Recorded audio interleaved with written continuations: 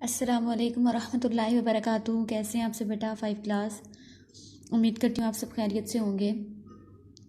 आज मंगल 15 दिसंबर 2020 है।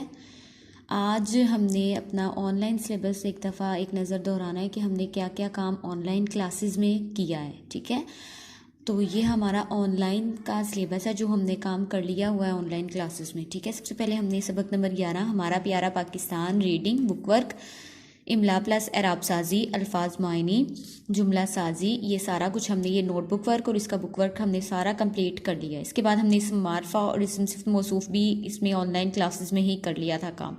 इसके बाद हमने मजमून एक किया था, मजमून नवीसी प्यारे नबी की सिफ़ात, प्यारे नबी सल्लल्लाहु अलैहि वसल्लम की सिफ़ात, ये भी हमने कर लिया था।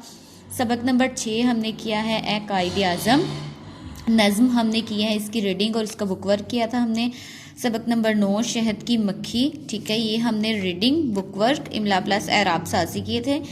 ठीक है, ये हमने काम कर लिया हुआ है। ठीक है, इसकी हमने इमला प्लस एराब साजी के अल्फाज मायने हमने अभी नहीं किए, इसम मारफा की एग्ज़ाम ये भी हमने कर ली है। ठीक है, ये हमारा काम जो है ऑनलाइन का हो चुका हुआ है।